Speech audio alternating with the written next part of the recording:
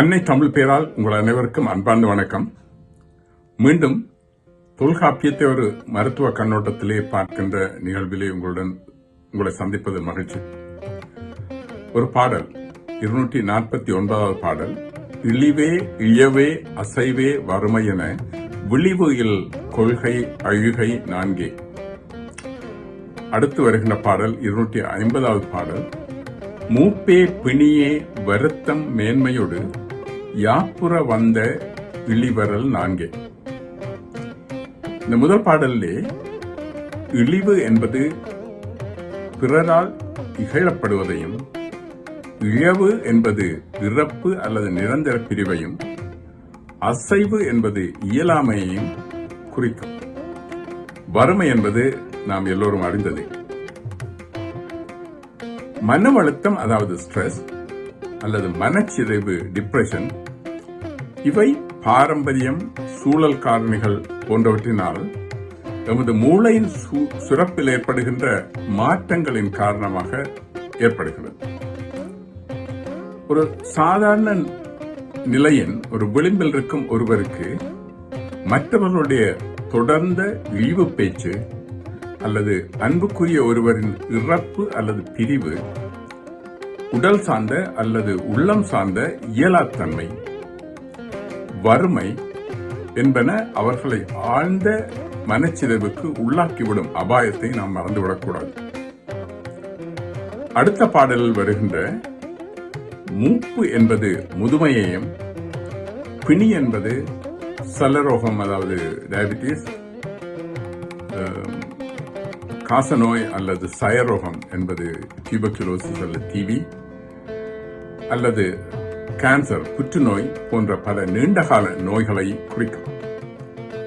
வருத்தம் என்பது சற்று வேறுபட்டது. இது அதிகமாக உளவியல் சார்ந்த ஒரு தன்மையை குறிக்கும். உதாரணமாக, ஒருவர் ஒரு மருத்துவமனையிலே நீண்டகால சிகிச்சை பெற்ற பின்பு வீட்டுக்கு வருகிறார் என்று வைத்துக் கொள்வோம். அப்பொழுது அவருடன் உதவி பெற்ற ஒரு நெருங்கிய நண்பரோ உறவினரோ அவர் அங்கு வைத்தியசாலையில் இருந்த பொழுது அவரை சந்திக்க போகாமல் இருந்திருந்தால், அவர் சந்திக்க வரவில்லையே என்ற மன உணர்வு, அதை வருத்தம் என்று குறிப்பிடலாம். அல்லது நாங்கள் சிறிய நோய்களில் கூட வருத்தம் என்று குறிப்பிடலாம். ஆனால் இங்கே நாங்கள் இந்த உளவியல் ரீதியான வருத்தத்தை குறிக்கின்றோம். எனவே, அல்லது இன்னும் ஒருவர் எடுத்துக்கொண்டால், தான் விரும்பிய ஒன்றை, அதாவது தான் மிகவும் இது இப்படி செய்ய வேண்டும், தன்னால் செய்ய முடியாமல் போய்விட்டதே என்ற மன ஏக்கத்தை அல்லது ஆதங்கத்தை குறிக்கும் ஒன்று. இது மென்மை என்று குறிப்பிடப்படும்.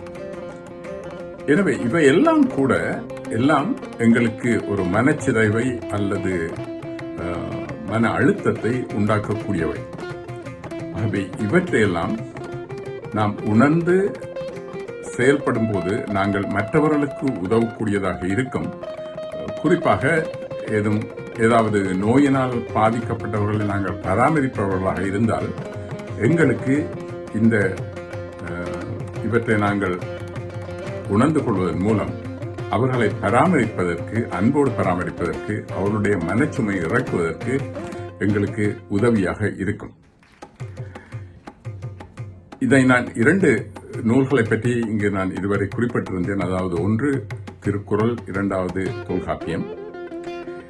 நாங்கள் எண்ணி பார்த்தால் எமது திரவியங்களாக பேணி பாதுகாக்கப்பட வேண்டிய இந்த நூல்கள் எவ்வளவோ எங்களுக்கு அறிவுரைகளை வழங்கி இருக்கின்றன.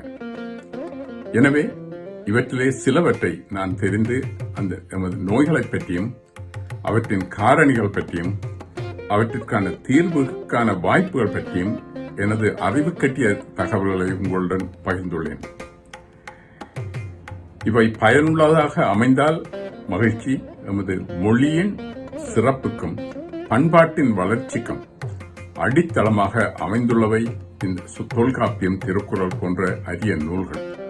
இவற்றை தந்த எமது அறிவியல் மேம்பட்ட ஆண்டோர்களை வணங்கி உங்களிடமிருந்து விடைபெறுகிறேன். நன்றி, வணக்கம்.